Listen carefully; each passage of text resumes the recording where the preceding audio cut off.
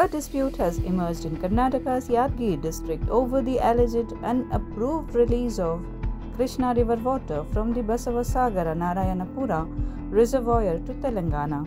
Reports suggest that 1.24 TMC of water has been diverted in the past 2 days without clearance from the Irrigation Advisory Committee, triggering strong opposition from local farmers and political leaders.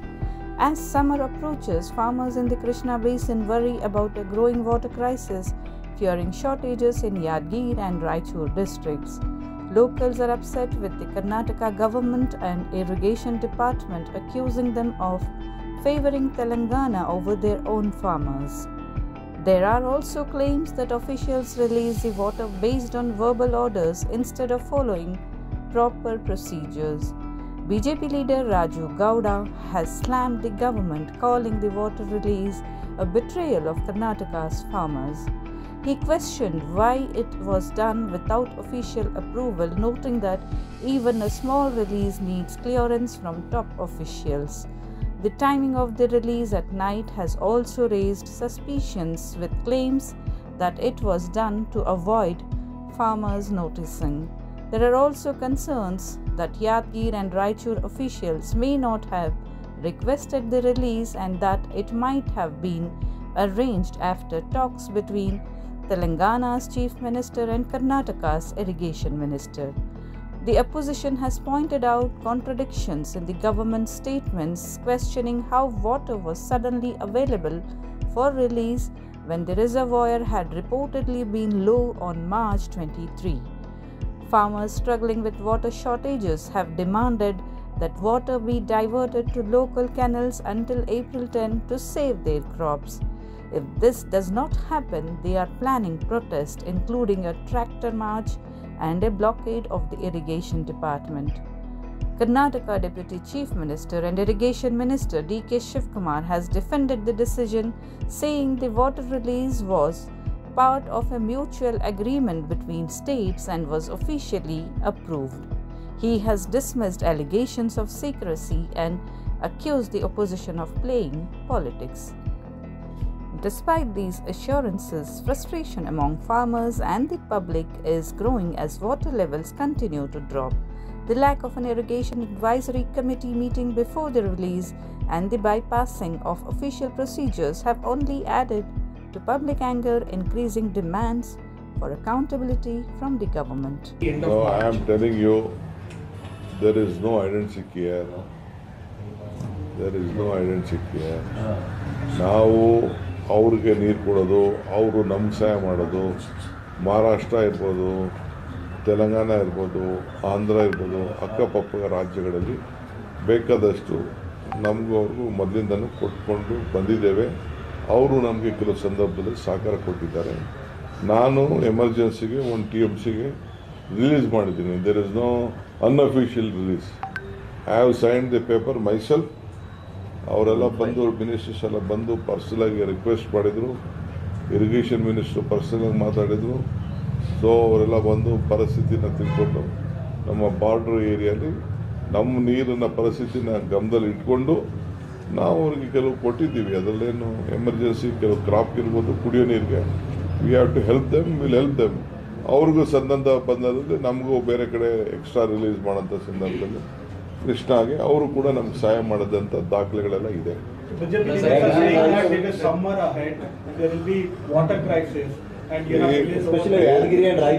It is their duty to criticize. Whatever we do good, whatever we do anything, they are there to criticize. Otherwise there will not be any idea ಇರಲ್ಲ. ಇನ್ನೇನೇ ಅದೆಲ್ಲ ನೋಡಿ ಯಾರೊಬ್ಬ ಹೇಳೋರು opposition leader ಯಾವುದು MP ರಾಜೀನಾಮೆ ಕೊಡಬೇಕು ಅಂತ ಅವೆಲ್ಲ ಅವ್ರು ಹೇಳ್ತಾ ಇರ್ತಾರೆ ಎಲ್ಲರ ಬಂದು. ಈ ವಾರದಲ್ಲಿ ಅಧಿಕಾರಿಗಳು ಹೇಳೋ ಪ್ರಕಾರ 1.2 TMC ನೀರನ್ನ ನದಿಗೆ ನಾವು ಬಿಟ್ಟಿವಿ ಅಂತ ಹೇಳ್ತಿದ್ದಾರೆ.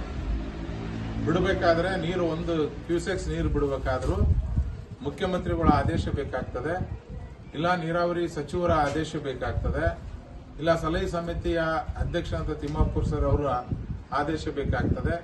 ಯಾವ ಆದೇಶ ಇರಲಾರ್ದ ಮೌಖಿಕವಾಗಿ ನೀರು ಬಿಟ್ಟಿದ್ದಾರೆ. ಅದು ಹಗಲತ್ತು ಬಿಟ್ಟಿಲ್ಲ, ರಾತ್ರಿ ನೀರು ಬಿಡ್ತಿದ್ದಾರೆ. ರಾತ್ರಿ ನೀರು ಬಿಡೋ ಉದ್ದೇಶ ಏನು?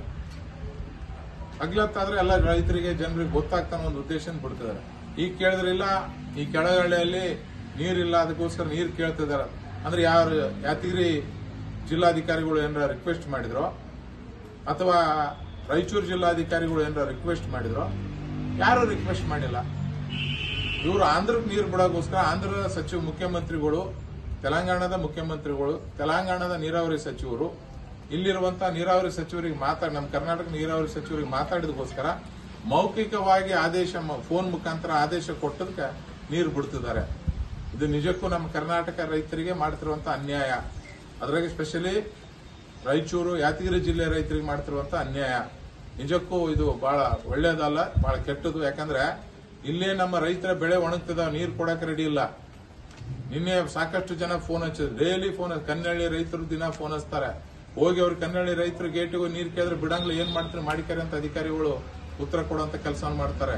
ಎಡಹಳ್ಳಿ ರೈತರು, ಅರಿಕೆರೆ ರೈತರು ಹೋಗಿ ಕೇಳಿದ್ರು, ನಾವು ನೀರು ಬಿಡಂಗ್ಲ ನೀವು ಬೇಕಾದ್ ಮಾಡಿಕಾರೆ ಅಂತ ಉತ್ತರ ಕೊಡುವಂತ ಕೆಲಸ ಮಾಡ್ತಾರೆ. ಇವತ್ತು ಆಲ್ಬಾಯಿ ರೈತರು ಅಳ್ಕಂತ ಫೋನ್ ಹಚ್ಚಿ, ಸರ್ ನಮ್ ಬೆಳೆ ಒಣಗಕತ್ತವ, ಏನ್ ಮಾಡಮ್ ಅಂತಂದ್ರು. ನಮ್ಮ ಕರ್ನಾಟಕದ, ನಮ್ಮ ಭಾಗದ, ನಮ್ಮ ರೈತರಿಗೆ ನೀರು ಕೊಡ್ಬೇಕಂದ್ರೆ ಇವ್ರ ಹತ್ರ ನೀರಿಲ್ಲ. ಆದ್ರೆ ಆಂಧ್ರಕ್ಕೆ ನೀರು ಬಿಡಕ್ಕಿದೆ. ಇದು ಯಾವ ನ್ಯಾಯ? ಜನರು ಇದ್ರ ಬಗ್ಗೆ ಜನರೇ ತೀರ್ಮಾನ ತಗೊಳ್ಬೇಕು, ರೈತರು. ಇದೇ ಮಂಡ್ಯ ಜಿಲ್ಲೆ ಆಗಿತ್ತಪ್ಪ ಅಂತಂದ್ರೆ ಇಲ್ಲಿ ಯಾವ ಅಧಿಕಾರಿಗಳು ಅಡ್ಡಾಡ್ತಿಲ್ಲ, ಯಾವ ಜನಪ್ರತಿನಿಧಿಗಳು ಅಡ್ಡಾಡ್ತಿಲ್ಲ. ನಮ್ಮ ರೈತರು ಸಂಭಾಯ್ತಾರ ಅಂತೇಳಿ ರೈತರ ಮೇಲೆ ಅನ್ಯಾಯ ಮಾಡುವಂತ ಕೆಲಸವನ್ನ ಇವತ್ತು ಈ ಸರ್ಕಾರದವ್ರು ಮಾಡ್ತಿದ್ದಾರೆ.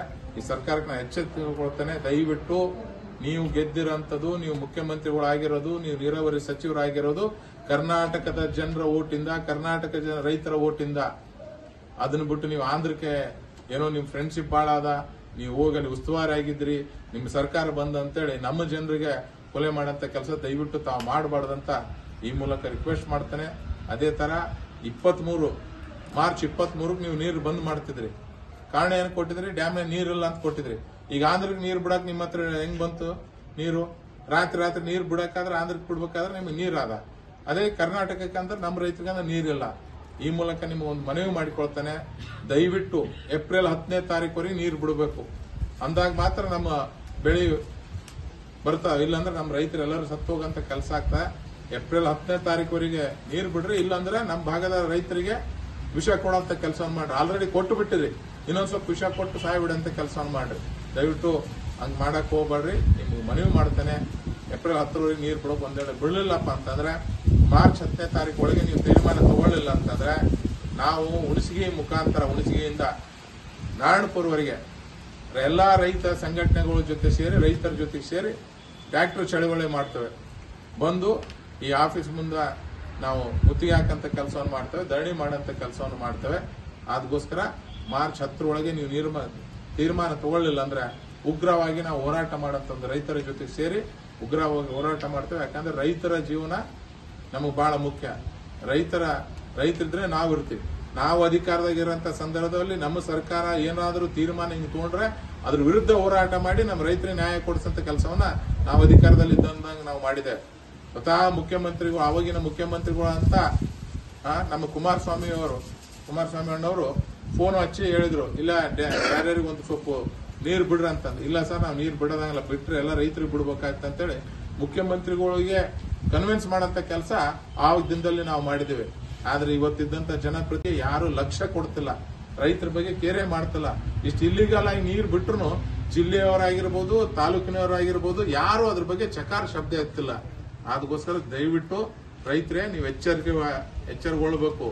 ಮಂಡ್ಯ ರೈತರ ತರ ನೀವು ಆಗ್ಬೇಕು. ನಿಮಗೆ ಅನ್ಯಾಯ ಆದಾಗ ಪ್ರತಿಭಟನೆ ಮಾಡ್ಲಿಲ್ಲಪ್ಪ ಅಂತಂದ್ರ, ನೀವು ನಿಮ್ಮ ಹಕ್ಕೋಸ್ಕರ ಹೋರಾಟ ಮಾಡ್ಲಿಲ್ಲಪ್ಪ ಅಂತಂದ್ರ ನಿಮ್ಮ ಹೊಲಕ್ಕೆ ನೀರು ಬರಂಗಿಲ್ಲ. ಅದಕ್ಕೋಸ್ಕರ ದಯವಿಟ್ಟು ಎಚ್ಚೆತ್ಕೊಳ್ರಿ. ಇವತ್ತು ರೈತರಿಗೆ ಏಕವಚನದಾಗ ಅಧಿಕಾರಿಗಳು ಮಾತಾಡ್ತಾರೆ, ಆ ಮಾತು ಒಳ್ಳೇದಲ್ಲ.